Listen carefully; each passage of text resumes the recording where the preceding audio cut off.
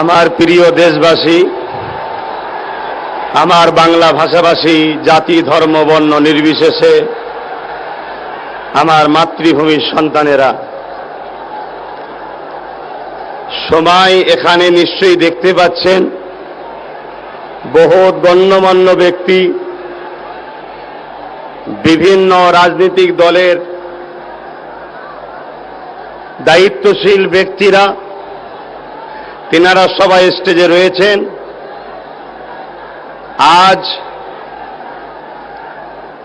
সর্বপ্রথম আইএসএফের পক্ষ থেকে আজকের এই ব্রিগেডের জনসমুদ্রে আসা প্রত্যেকটা লাঞ্ছিত, বঞ্চিত, অসহায়, ক্ষুধার্ত মানুষকে আমার আন্তরিক ভালোবাসা ও শুভেচ্ছা।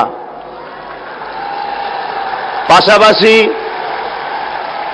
অত্যন্ত আন্তরিক ভালোবাসা আমার ভালোবাসার মানুষ মোহাম্মদ সেলিম সাহেবকে, বিমান দাকে এবং বামপন্থী শরিক দলের প্রত্যেকটা কর্মী, প্রত্যেকটা দায়িত্বশীল ব্যক্তিকে, যা আজ তেনারা মানুষের মনোভাবকে বুঝতে পেরে মানুষের স্বার্থে আজ নিজেরা তিনারা সৎ ইচ্ছা দেখিয়ে তিনাদের ঘরে আমরা যে লিস্ট দিয়েছিলাম তার মধ্যে থেকেই বেশিরভাগ জায়গাটা আমাদের দাবিকে তিনারা মেনে নিয়েছেন।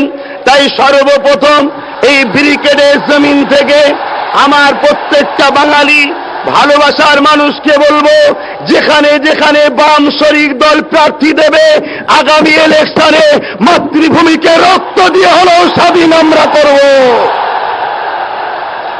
আমরা বামপন্থীর প্রত্যেকটা যেখানে যেখানে শরিক দল প্রার্থী দেবে সেখানেই আমরা তাদেরকে পুরাতন দিনের ইতিহাস ভুলে গিয়ে কি হয়েছে না হয়েছে সব ভুলে গিয়ে আগামী দিন এই বিজেপি সরকার আর বিজেপি সরকারের টিম মমতাকে আমরা বাংলা থেকে উৎখাত করে ছাড়ব। আজকে বাংলার স্বাধীনতাকে কেড়েছে এই মমতা, বাংলার নারীদের অধিকার কেড়েছে এই মমতা। একটা রেপের জন্য 2 লাখ টাকা তার মূল্য ধারণ করেছে এই মমতা। অতিরিক্ত বাংলা থেকে জবাব আমরা দিয়ে দেখিয়ে দেব। আজকে আনন্দের মাদ্রাসার শিক্ষক শিক্ষিকারা, ট্রেডের শিক্ষক শিক্ষিকারা, অনুমোদিত 500 শিক্ষক শিক্ষিকারা, এমন করে সিভিক ভলেন্টিয়ারেরা, এমন করে পুলিশ কর্মীরা সবাই আজকে এই মমতার আমলে বিপদে রয়েছে। এর দাদাগিরিতে কেউ কথা বলতে পারে না, একমাত্র এই বাজের বাচ্চারা কথা বলে। অতিরিক্ত চ্যালেঞ্জ হয়ে গেল, গণতান্ত্রিক প্রক্রিয়ায় ভোট করো, আগামী দিন 2021-এ মমতাকে 0 করে আমরা দেখিয়ে দেব। কারণ এইটা বাংলা, এ বাংলা কাজী নজরুলের বাংলা, এ বাংলা নেতাজি সুভাষচন্দ্র বসুর বাংলা, এ বাংলা সৈয়দনা আবু বকর সিদ্দিকীর বাংলা, এ বাংলা রবীন্দ্রনাথ ঠাকুরের বাংলা।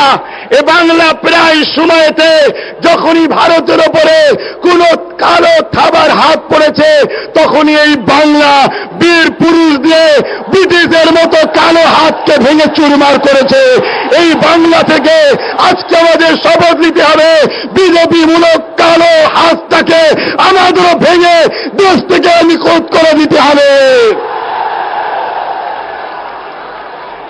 আজ এই ব্রিগেডের ময়দান আমার বড় স্বপ্ন ছিল প্রোগ্রাম করার, কিন্তু আমাকে আমাদের দলের কর্মীরা এবং আমাদের দলের প্রেসিডেন্ট শিমল সরন্দা, আপনাদের প্রিয় নওশাদ সিদ্দিকী এবং বিশেষ করে আমার সেলিম দা প্রায় সময় বলেছে যে আজকে আমরা একটা জায়গায় হলে আরো আনন্দিত হব।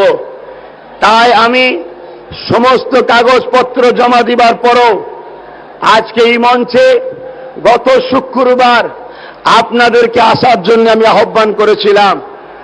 আজ এখানে যেনারা বাম বন্ধু আছেন, বাম বন্ধুর শরিক বন্ধু আছেন এবং কংগ্রেসের যে সকল বন্ধু আছেন, সবাইকে বলি আজ শুক্রবার প্রচার করেছিলাম, যদি এই জোটটা বা ইসির সমঝোতাটা আরো 1 সপ্তাহ আগে হতো, আমি চ্যালেঞ্জ দিয়ে বলছি ডবল লোক এই ব্রিগেডে এনে হাজির করাতাম।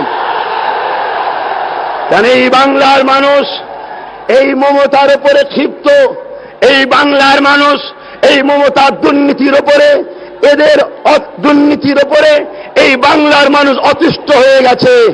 এই বাংলার মানুষকে প্রশাসন দেখিয়ে এতদিন ধরে রুখে রেখেছিল, কিন্তু মনে রাখবেন আর ভয় খাবার ব্যাপার নেই। কেন দিদিমণির হাত থেকে পাওয়ার চলে গেছে, নির্বাচন কমিশনের হাতে চলে গেছে। আর মনে রাখবেন 1 মাস পরে বাংলা দিদিত্বের হাত থেকে চলে যাচ্ছে। আমরা বাংলা দখল করব, গণতন্ত্র বাঁচাবো, বেকার যুবকদের কর্মসংস্থান দেব, আমরা প্রত্যেকের পেটে ভাত খাওয়ার ব্যবস্থা করব, আমরা শিল্প তৈরি করব। আমরা চাই ভারতবর্ষের সংবিধান আমাদেরকে যে অধিকার দিয়েছে, শিক্ষা, স্বাস্থ্য, উন্নয়ন করে বেকার যুবকদের জন্য থাকার ব্যবস্থা, শিক্ষা, স্বাস্থ্য, অন্ন, এই ব্যবস্থা আমরা তৈরি করব।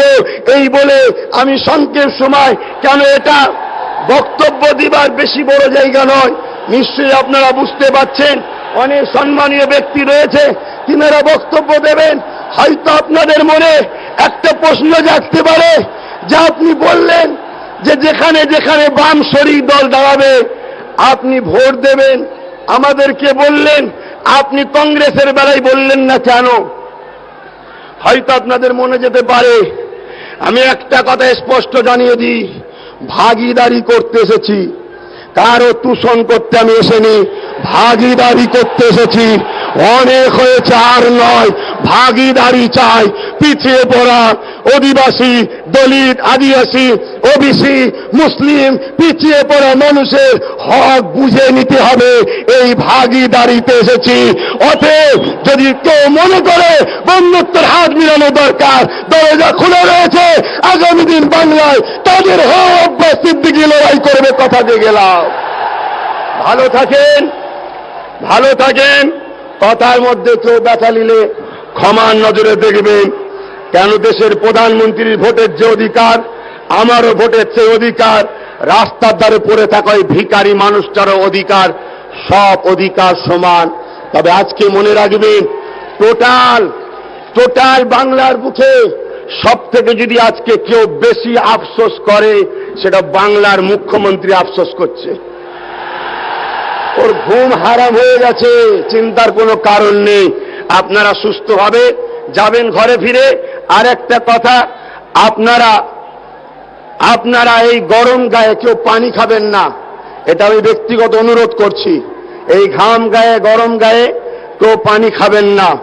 আর আরো একবার বলছি, অত্যন্ত আন্তরিক শুভেচ্ছা জানাই বামফ্রন্ট কর্মীদের, বামফ্রন্টের যারা শরিক দল এবং বামফ্রন্টের চেয়ারম্যান আমার বিমানদাকে, যা তিনি সৎ ইচ্ছা মানুষের জন্য তেনার করার চিন্তা ভাবনা, তাই তিনি এতটা ত্যাগ স্বীকার করে দলকে বুঝিয়ে আমাদের ঘরে 30টা জায়গা ছেড়েছে। অত্যন্ত ভালো। এইভাবে আমরা একমুঠো হয়ে আগামী দিন নিজেদের অধিকার নিজেরা কেড়ে নেব। বাবা সাহেব বলেছেন, ভিক্ষা চেয়ে পাওয়া যায় না, ভিক্ষা কেড়ে নিতে হয়। তা আমার সাথে সবাই একবার হাতটা তুলুন, সবাই হাত তুলুন, হাতটা মুঠো করুন, হাতটা মুঠো করে আমার সাথে বলুন, আমরা ভারতীয়, আমরা গর্বিত,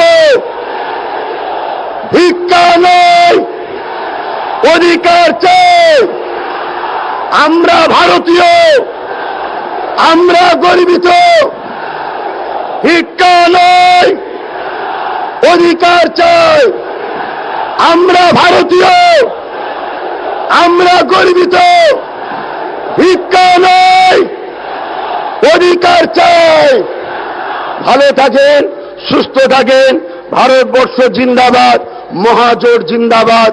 সকলে ভালো থাকেন। আব্বাস সিদ্দিকী ভাইজান তিনি বক্তব্য রাখলেন, আর অনেকে বক্তব্য রাখবেন। পরপরই তিনি বারবার আব্বাস বক্তব্য রাখার সময় মোহাম্মদ সেলিম, বিমান বসুদের নাম উল্লেখ করছিলেন।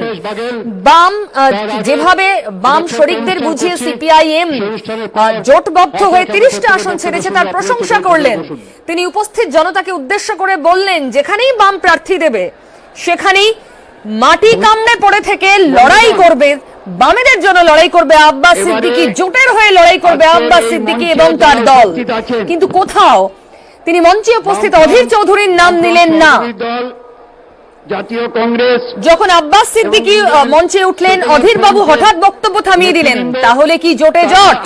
এই প্রশ্ন উঠছেই।